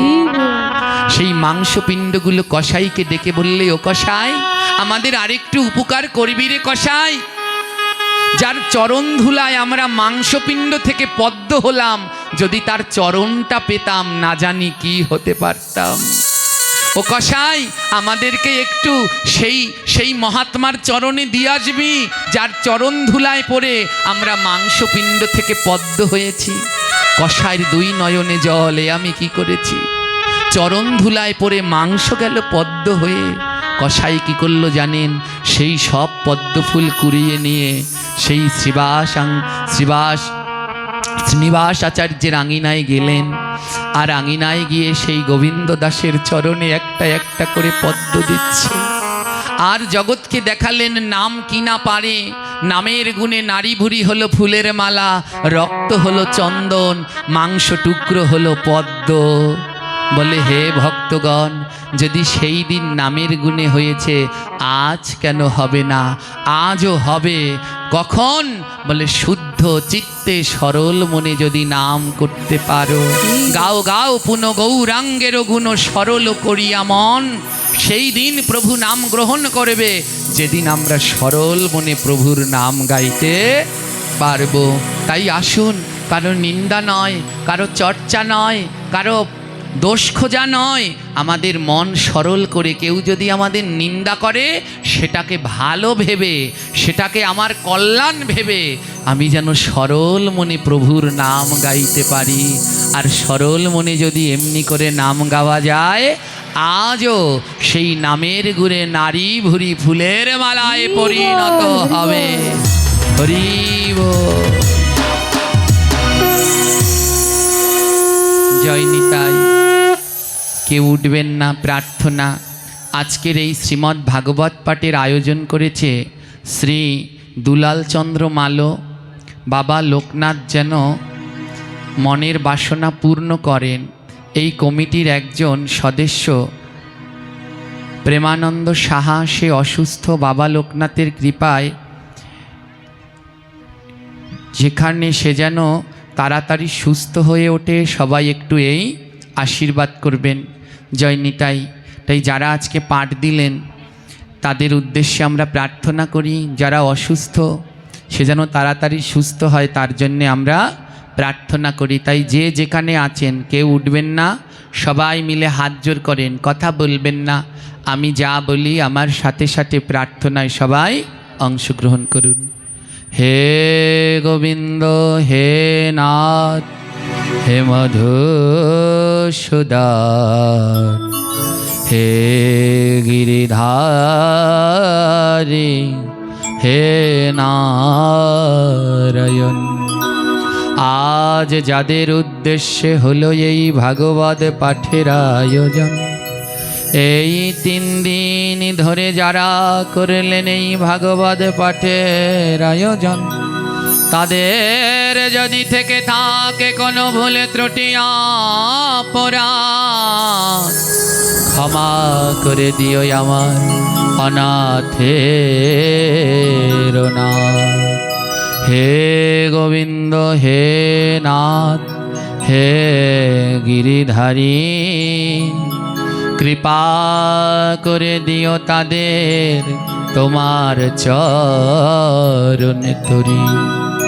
যারা এই 3 দিন দিল ভাগবত পাঠের আয়োজন, সুস্থ সবলে রেখো তাদের প্রভু নারায়ণ। প্রতি বছর এমনি করে তারা যেন বাবা লোকনাথের এই মন্দিরে একদিনে ভাগবত পাঠ দিতে পারে, সেই শক্তি সামর্থ্য প্রভু দান কর তারে। আজ শুনল যারা তোমার বাণী, গাইল যারা গান, তোমার ভাগবত পাঠে করল যারা দক্ষিণা দান, সুস্থ সবলে রেখো তাদের প্রভু নারায়ণ। দূর দূরান্ত থেকে এলো যত কৃষ্ণ ভক্তগণ, যারা করল ভক্তদের জন্য প্রসাদের আয়োজন, পাটন্তে ভক্তদের মাঝে করবে যারা প্রসাদ বিতরণ। এই মন্দির কমিটিতে আছে তোমার যত সদস্যগণ, সকলকে সুস্থ রেখো শ্রীমধুসূদন। অন্তিমকালে রেখো প্রভু তোমার চরণের ধারে, করো জোরে ভক্তবৃন্দ এই প্রার্থনা করে। এবার নিতাই গৌর হরি বলে ভক্তবৃন্দ সবাই মিলে প্রেমানন্দ ধ্বনি করা।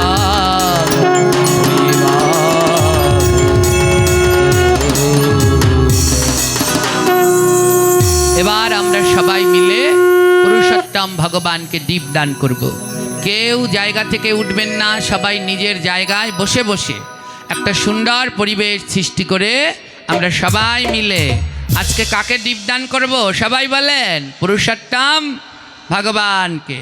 তো সবাই মিলে আমরা পুরুষোত্তম ভগবানকে দীপদান করব। এই পুরুষোত্তম মাসে অনেকগুলো কীর্তন করতে হয়, তার মধ্যে একটি হলো যুগলাষ্টকম। তো চলুন আমরা সবাই মিলে যুগলাষ্টকম পাঠ করে ভগবানকে দীপদান করব। যারা যারা দীপ পাননি, কেউ দীপ লাগবে কি? সবাই পেয়েছেন? সমস্ত লাইটগুলো অফ করে দিন।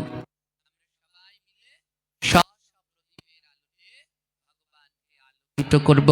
এখানে গোপাল আছে, পঞ্চতত্ত্ব আছে, সবাই ভগবানকে দেখাবেন। সব লাইট একসাথে অফ করে দিন।